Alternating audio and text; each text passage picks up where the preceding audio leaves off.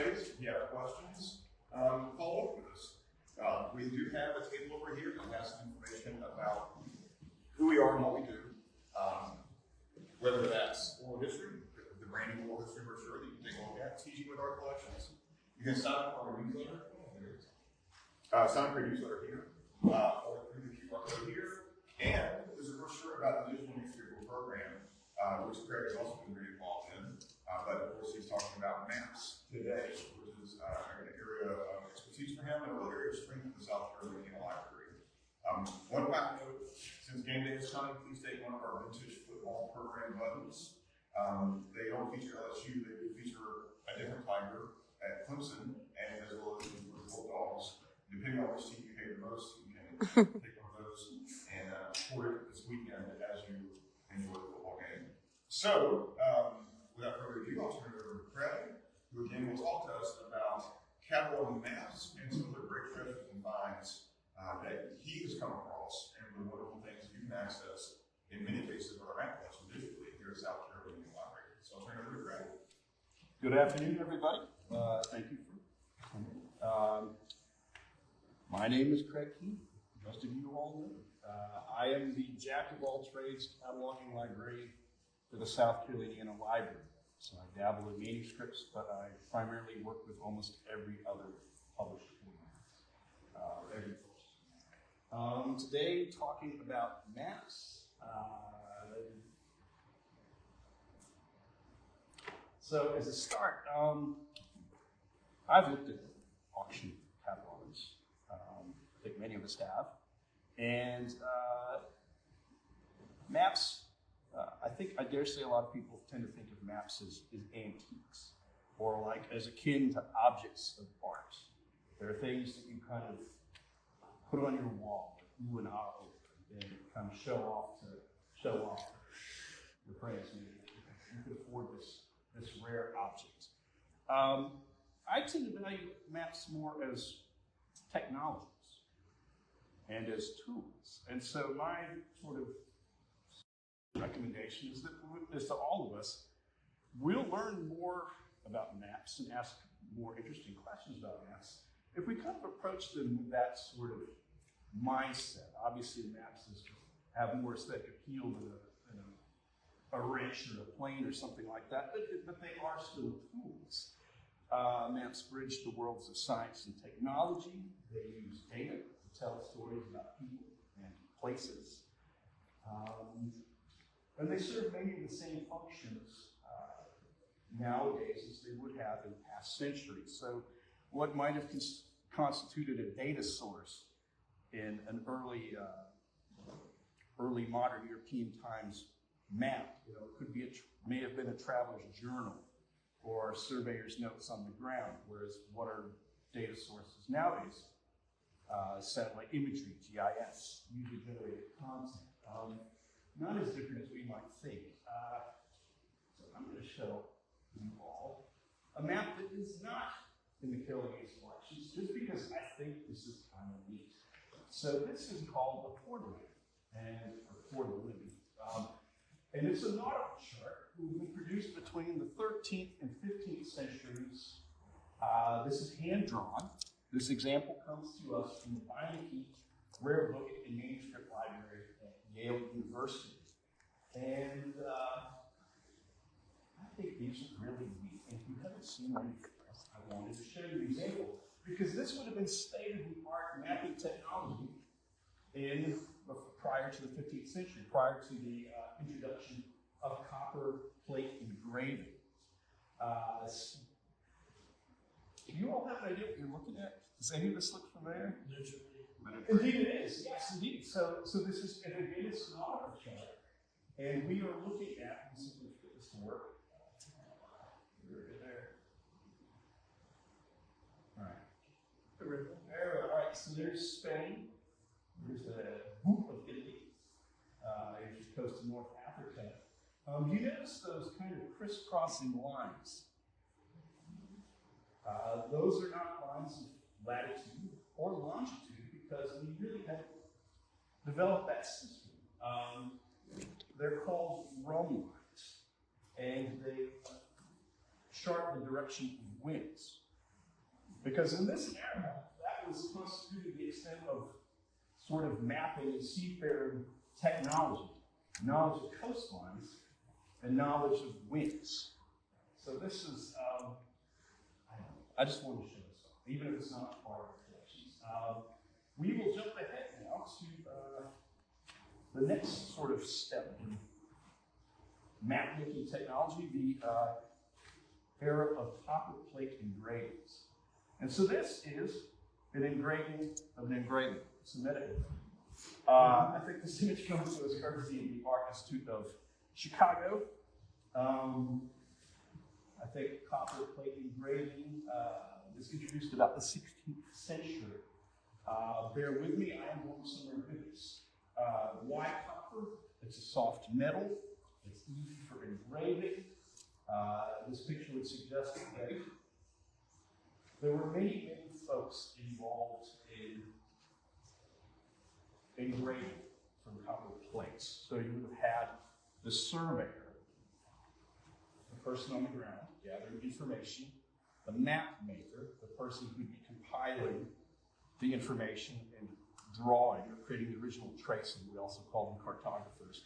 The engraver, which was more sculptor, as you'll see that word used as well, would have actually been carving the mirror image reverse onto a copper plate. The printer, also called the lithographer, the paper maker, and the colorist. So here's a little bit about how it worked. I've already mentioned the cartographer would make the tracing, the engraver would make the mirror image, using a tool that would make furrows on the plate to capture the ink. The printer would heat the engraved plate, cover it with ink, and then take dampened paper and press the engraved design onto the paper. And then the master set to dry. You can actually see that. I can figure out how to use this pointer here. Around the room here, those are our maps being hung to dry. And then the maps were either sold individually or bound and sold as atlases.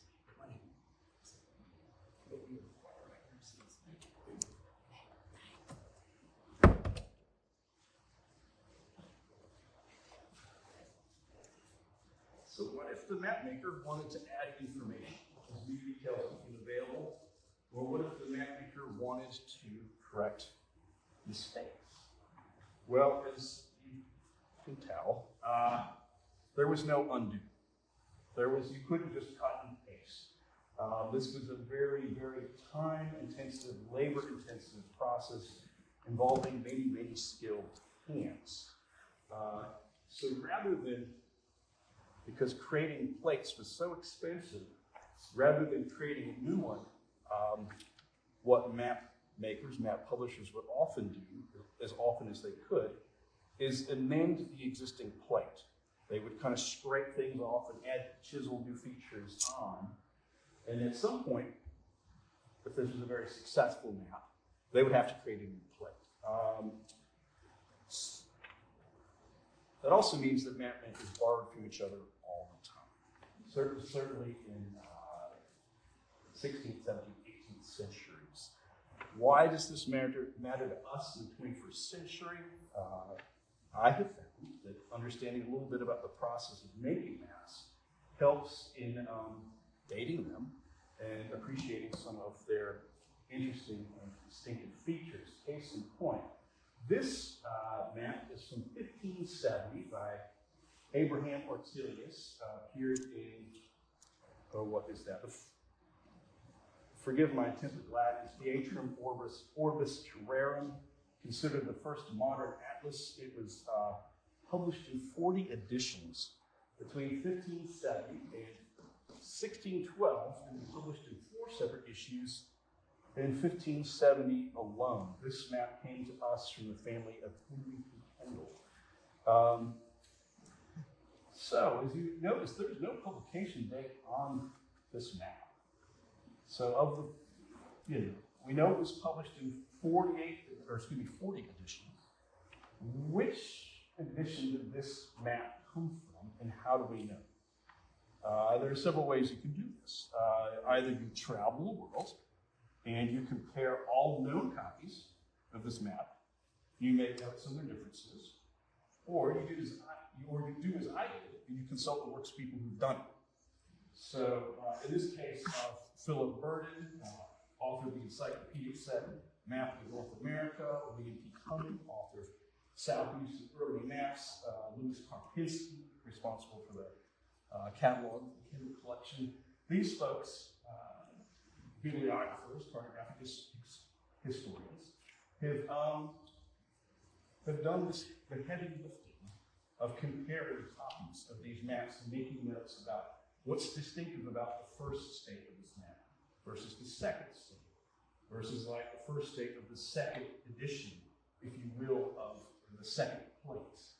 And so working from those resources, I was able to determine that this is the second state of the first plate in this map. So this map could only have been published between 1570 and 1575. So you think about this as if the first state is sort of akin to like the first edition of a book. The second state of the first plate is sort of, akin to maybe first edition revised, first edition enlarged. So there are a couple sort of telling details that help with that determination, and I'm afraid I can't quite blow the map up enough for you to see all this. You kind of have to take it from the word. Ortelius corrected spelling of the Azores. That's one of the things. I put that towards the. I can put that up around here. The Straits of Magellan separate South America from a very large unknown continent that extends all the way to the Pacific. So Europeans had not yet found Australia, but there was a general sense that there had to be a large landmass in the southern hemisphere. So they just sort of drew it in. It was very, very common maps from the 16th century. There are areas where you can see like they had less knowledge, working knowledge of coastlines, like Chile. It's not quite accurate, but at the same time, to the credit, this is pretty impressive. This suggests a fairly very detailed sort of survey of the coasts, at least the Atlantic side coasts. Also point out, you can't really make that out. This is the fantastical kingdom of Benin. It's referenced in Marco Polo's travels, and everybody read Marco Polo's travels back then. And so they just deduced, like, well, it has to exist somewhere. And so they just put it there. Why not? Why not? So the combination of these features helped me identify that this was indeed the second state of the first plate. Would have been published in Antwerp, Belgium, again between 1570 and 1575. So this is an example of how you can learn things about maps by comparing different copies. I'm going to jump ahead to show you an example of how we can learn interesting things about maps by comparing them against other contemporary maps. So this map, I imagine, this is only a partial shot. It should be fairly familiar to y'all. This is just the cartouche for the map which attributed to Henry Mouzon. This would have been published in 1775 by Robert Sayer and John Bennett. Hey, come on.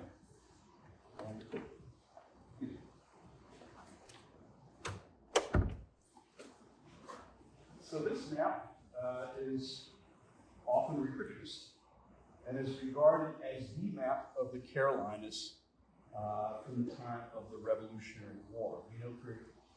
We know that George Washington and British commander Sir Henry Clinton had owned copies and consulted it because their copies still exist, and I believe are at the Library of Congress. We refer to this, the title is an accurate map of North and South Carolina, and it goes on and on and on. We usually refer to it as the Mouzon map. I mention this because what do we know about Henry Mouzon's contributions to this map? The answer is more interesting than you might think. So I'm going to jump ahead and then jump back. Slide guys.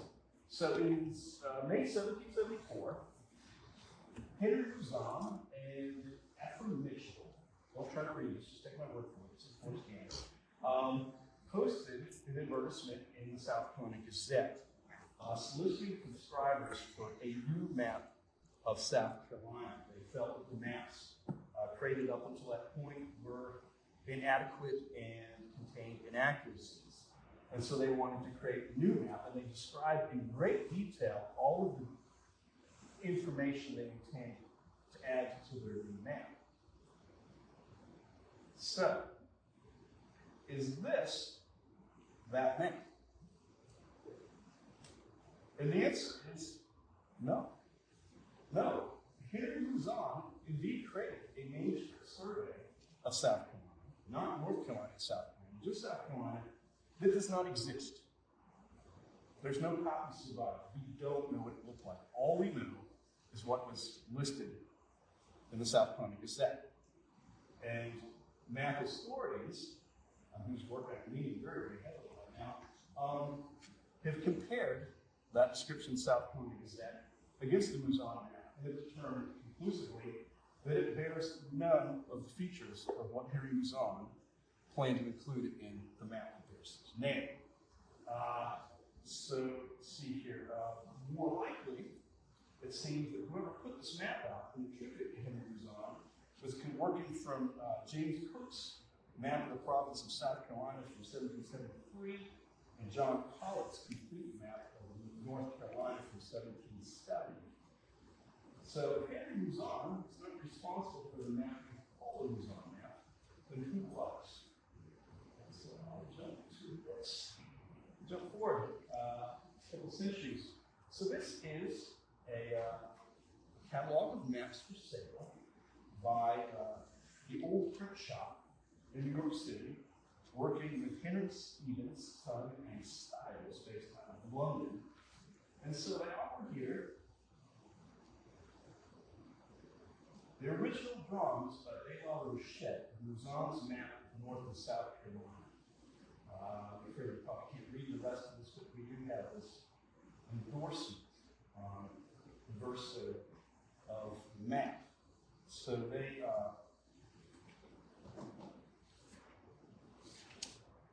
they believed the map that they were offering for sale to be part of the remaining stock of Maury and Whittle. They were the publishers who acquired all of the plates of Robert Sayre and John Bennett, publishers of the Luzon map. Who was Louis de la Rochette? He was an engraver, cartographer, who worked for Robert Sayre. The seller suggested this is an example of that rare object, a preserved engraver's copy. Just as we very, very rarely ever see the original copper plates in which these engraved maps were made, the idea of an engraver's copy, even more rare. 1945, Charles Rush, librarian at Chapel Hill, he examined this manuscript map, remarked that it was done with exceeding care and expert clearness and accuracy. But then UNC Chapel passed on it. They did not purchase it. They returned it to the old print shop in New York City, and that was it.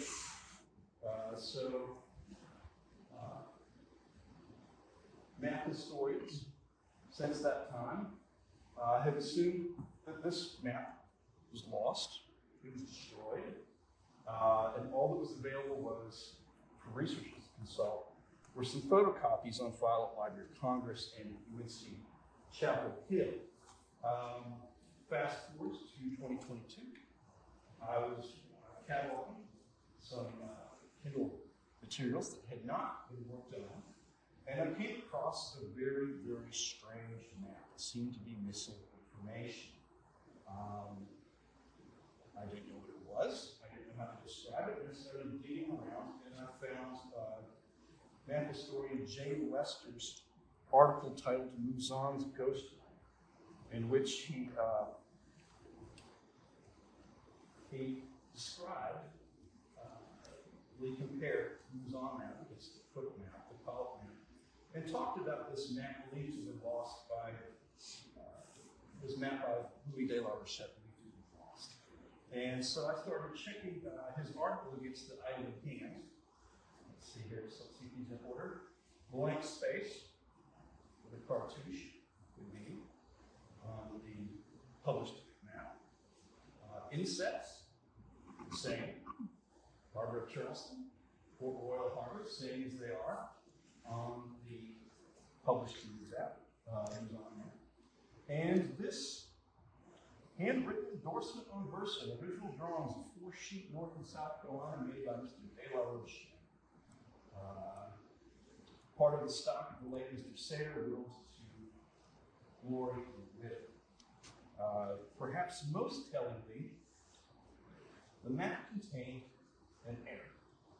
And this error only appears on 2 maps. No. The published Who's On map and this one. And what it is, I'll just simply show this to y'all, is that this manuscript and the published map make reference to a boundary survey conducted in 1739 between North Carolina and Virginia. There was no survey run that year. There were surveys run in the 1720s, there were surveys run in the 1740s. This detail appears nowhere else. And so that was pretty conclusive that this was indeed the original map from which the copper plates for the Who's On map were produced. I contacted Jay Lester, the author of the article, said, hey, I think you need to come down and take a look at this. He did, was very, very excited. He arranged for the library to showcase this map at a conference titled Culture and Cartography that was hosted by the Museum of Early Deccan Southern Arts. Later that year, we arranged to have this map conserved by Etherington King, a conservation lab. Here is a staged photo of myself with MESDA director Daniel Ackerman in MESDA's map room, looking over the De La Rochette map.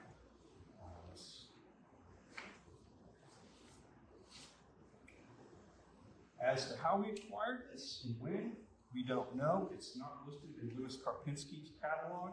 It presumably came to us later. The Kindle family's receipts are held by University of Massachusetts Amherst. I've been through them. I've not found a receipt for this, but I have found receipts for other maps that were published by, I believe it was the Old Print Shop. So we know that Henry P. Kindle was a customer. So some more work to be figured out there. It's exciting to find this manuscript map. You might say, well, you know, so what? What's interesting about it?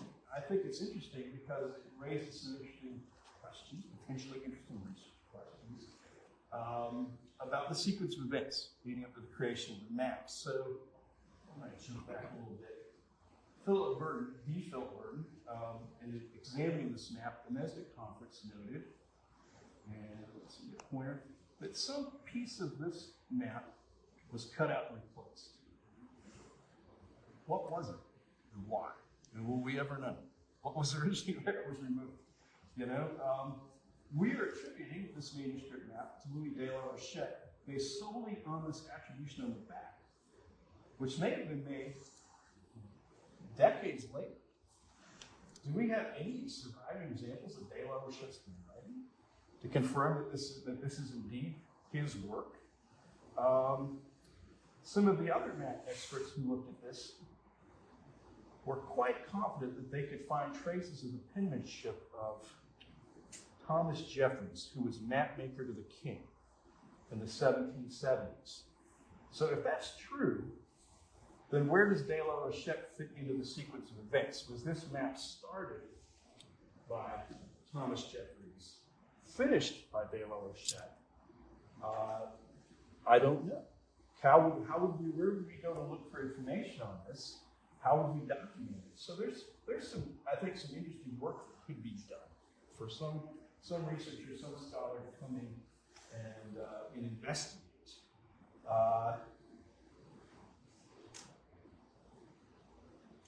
So here are my sources, concluding thoughts. There's a lot more to historic maps than their inherent cool factor. And as with anything related to special collections, you kind of have to stick around to the end to figure out where you're going with this. So thanks.